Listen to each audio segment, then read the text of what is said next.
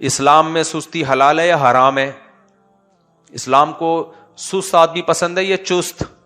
نبی نے چستی سے پناہ مانگی ہے یا سستی سے؟ تو اس سے پتہ چلتا ہے کہ ہر وہ چیز جو آپ میں سستی پیدا کرے وہ بھی نبی اور اسلام کو پسند. یار اتنے سستوں کے نہیں ہے کہ جملہ تمہارے منہ سے نہیں نکل رہا. نہیں ہے تو بول دیا کرو نا. تو اسلام نے جب سستی کو ناپسند کیا ہے تو ہر وہ چیز جو آپ کی باڈی میں سستی پیدا کرے اسلام اس کو بھی ناپسند کرے گا کہ نہیں کرے گا؟ اسلام میں صحت پسندیدہ ہے یا بیماری؟ صحت، کیونکہ نبی صلی اللہ علیہ وسلم نے ہمیں بہت ساری چیزیں بتائیں جن میں ہماری صحت ہے. اگر بیماری اسلام میں پسندیدہ ہوتی تو نبی وہ بتاتے کہ یہ کھایا کرو اس سے بیمار ہو جاؤ گے. کیا خیال؟ نبی نے بتایا کلونجی میں ہر بیماری سے شفا ہے، ترغیب دی نا کلونجی کی، شہد کی، وغیرہ وغیرہ. تو اس لیے کہ شفا پسندیدہ چیز ہے. ہاں بیماری اگر اللہ کی طرف سے ہو تو آزمائش ہے، اس میں صبر کرنے کا حکم ہے. آپ نے فرمایا المؤمن القوی احب الی اللہ من المؤمن الضعیف، صحت مند مومن، طاقتور مومن اللہ کو کمزور سے زیادہ محبوب ہے. تو اس سے پتہ چلتا ہے اسلام میں طاقت، قوت، صحت، چستی، یہ ساری چیزیں کیا ہیں؟ پسندیدہ ہیں. سمجھتے ہو کہ نہیں سمجھتے؟ تو جب پسندیدہ ہیں تو اب مجھے بات بتاؤ، میٹھا کھانے سے چستی آتی ہے یا سستی؟ بولتے کیوں نہیں؟ سستی آتی. تو میٹھا کھانا پسندیدہ ہو سکتا ہے؟ کھانا زیادہ کھانے سے چستی آتی ہے یا سستی؟ تو کیسے اسلام پسند کر سکتا ہے لڈو پھوڑنے کو میرے بھائی؟ لوگ کہتے ہیں حدیث میں آتے ہیں نبی کو حلوہ پسند تھا. وہ حلوہ یہ حلوہ نہیں تھا، وہ میٹھا پسند تھا جو کھجور یا شہد نیچرل ہے، وہ بھی بہت تھوڑی مقدار میں، اور وہ بھی بھوک میں، شدید ترین بھوک میں کھجوریں کھانے کا میٹھا. یہ تو ضرورت ہے انسان کی، اتنی کیلوریز تو چاہیے نا انسان کی باڈی کو. میٹھا تو نیچر ہے، انسان ہر انسان کو پسند ہے. لیکن کون سا میٹھا؟ اسلام دین فطرت ہے، وہ میٹھے پہ پابندی تھوڑی لگائے گا جتنی آج کل کیٹو ڈائٹ والے ڈاکٹروں نے لگا دی ہے. تو پاگل ہوئے ہوئے. ایک ڈاکٹر کہہ رہے ہیں میٹھا نہ کھائیں، میٹھا نہ. میں یوٹیوب پہ بہت میڈیکل سائنس کی ویڈیوز بہت دیکھتا ہوں. ایسا میٹھے کو پابندی لگائی ہے نا، یا تو کوئی شوگر کا مریض ہو یا کوئی الگ سے کوئی اس کو یہاں پر اسپیڈ بریکر بنانے ہو اپنے، تو ایک الگ بات ہے. نارمل آدمی جو ہے وہ میٹھا انسان کی فطرت ہے. تو بالکل اس کو وہ کہہ رہے ہیں کہ میٹھے میں دودھ پہ بھی پابندی لگا دی کہ اس میں بھی تھوڑا سا میٹھا ہوتا ہے. کتنا سا میٹھا ہوتا ہے دودھ میں یار. تو اتنا بھی نہیں ڈاکٹروں کو فری کرایا کرو. نارمل رہنا چاہیے انسان کو، انسان کا بچہ بن کے. تو چینی وینی چھوڑ دے آدمی، میٹھی چائے چھوڑ دے. یہ سب چینی تو ہے ہی نہیں نا اتنا کہ جو کھجور ہے، شہد ہے، یہ تو کھائے گا بھائی ایسی کی تیسی، لیکن اعتدال سے کھاؤ. ہاں یہ ضرور ہے کہ نبی صلی اللہ علیہ وسلم نے کھجوریں کھائی ہیں، شدید ترین بھوک میں آپ کھایا کرتے تھے. اور ہم جو کھجور کھاتے ہیں 2 پراٹھے کھانے کے بعد. حکیم صاحب نے کہا ہوتا ہے 10 کھجوریں صبح 10 کھجوریں شام. تو حکیم صاحب کا مطلب یہ ہوتا ہے کہ صبح کا ناشتہ ہی 10-11 کھجوروں سے ہوگا بس، اور پھر سارا دن آپ نے محنت بھی کرنی ہے. صحابہ کرام اگر 8-10 کھجوریں کھا لیتے تھے تو سارا دن محنت کرتے تھے. کدال لے کے کھیتی باڑی کرنا، ہل چلانا، جنگیں لڑنا، یہ 8-10 کھجوروں پہ ہو جاتا تھا ان کا.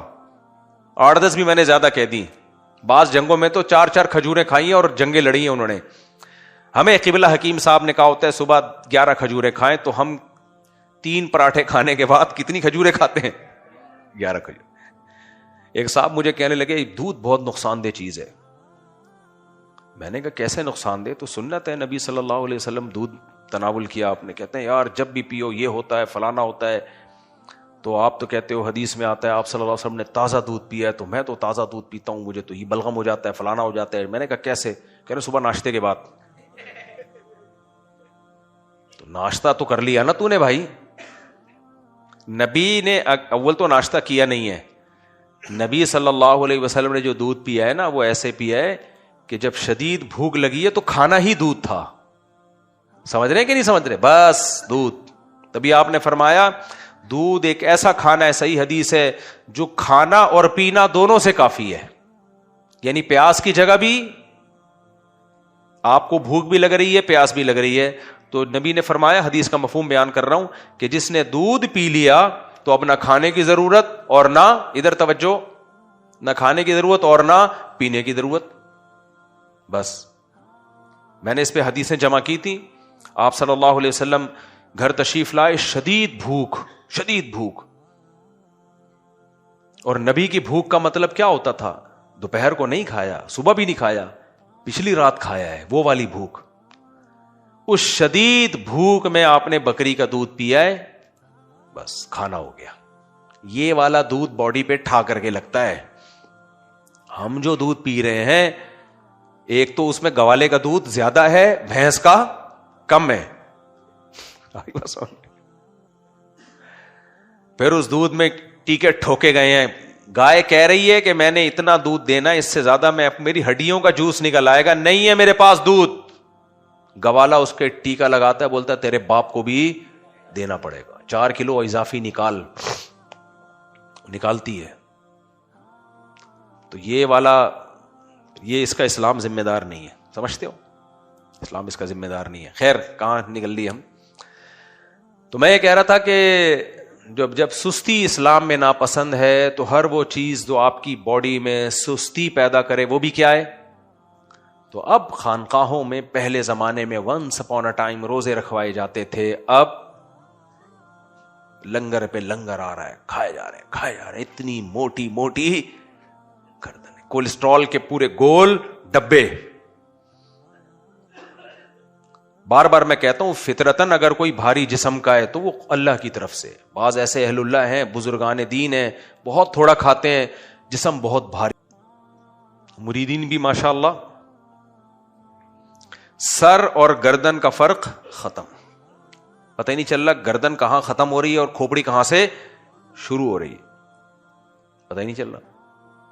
تو بھائی ٹھیک ہے, ان کی انڈیویجول لائف ہے, ہر شخص کی اپنی لائف ہوتی ہے, کھائے پیے. کس نے وہ بولے گا مفتی صاحب تم سے پیسے لے کے تھوڑی کھا رہے ہیں, تو ٹھیک ہے, مذہب کا لیبل مت لگاؤ اس کے اوپر. اس کے اوپر یہ نہیں کہو حضرت جی ایسے نہیں ہو سکتے, صحیح ہے نا. حضرت جی ہوتے روزے رکھتے, کم کھاتے. تو نبی صلی اللہ علیہ وسلم کی خوراکیں میں جلدی سے بتا کے پھر میں اپنے اصل ٹاپک کی طرف آتا ہوں. ہمارے نبی نے گندم کے بجائے کیا کھایا ہے؟ جو. بتاؤ, گندم سے, جو سے موٹاپا آتا ہے یا گندم سے؟ گندم سے آتا ہے. ہمارے نبی کی خوراک زیادہ کیا تھی؟ جو, وہ بھی بغیر چھنا آٹا, چھلکے کے ساتھ. میٹھے میں ہمارے نبی نے کھجور کا استعمال کیا ہے, اس میں فائبر بہت ہے. اور ہمارے نبی صلی اللہ علیہ وسلم کی جو علامتیں پچھلی کتابوں میں لکھی ہوئی ہیں کہ وہ پیغمبر ہوں گے, ان میں ایک علامت یہ بھی, گوشت کھانے والے, ویجیٹیرین نہیں ہوں گے. کیا ہوں گے؟ گوشت. تو گوشت کھانا بھی ایک طرح سے ہمارے مذہب کا حصہ ہے. شکر ہے ہم ڈاکٹروں کی باتوں میں, اب تو ڈاکٹر بھی آ گئے, گوشت کھایا کرو, ورنہ ہمیں بچپن میں یاد ہے ڈاکٹر مجھے مشورہ دیتے تھے گوشت مت کھاؤ, ویجیٹیرین بنو.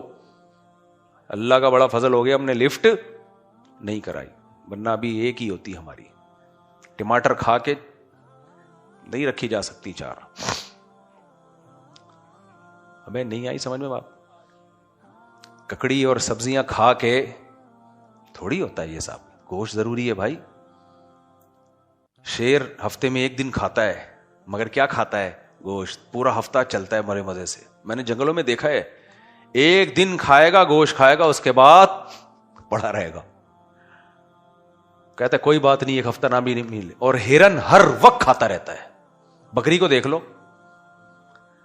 آپ نے بلیاں بھی پالی ہوں گی, بلی کو 24 گھنٹے میں 1 دفعہ بھی ڈال دو, چند بوٹیاں کھائے گی, پھر خلال کرتی رہے گی سارا دن بیٹھ کے دانتوں میں. لیکن آپ بکری پالو, میں نے بھی پالی ہے, ہر وقت منہ چلتا رہے گا اس کا. ویجیٹیرین ہر وقت جا کے ایسی چیز کھاؤ جو پیٹ نہ بھرے لیکن اس کا اثر بہت دیر تک رہے, تاکہ بار بار کھانا بھی نہ ہو, بار بار بیت الخلا بھی نہ ہو. تو ان حکیموں نے لکھا ہوتا تھا گوشت کھایا کرو سفر میں, سبزی نہیں کھایا کرو. اس سے کیا ہوگا کہ پیٹ بھی کم بھرے گا, بھاری نہیں ہوگا پیٹ, اور چلو گے بھی زیادہ ٹائم تک. یہ پرانے حکیم بڑے ٹائٹ ہوا کرتے تھے بھائی, بڑی زبردست باتیں لکھا کرتے تھے. خیر, حکیم جتنا پرانا اتنا اچھا ہوتا ہے.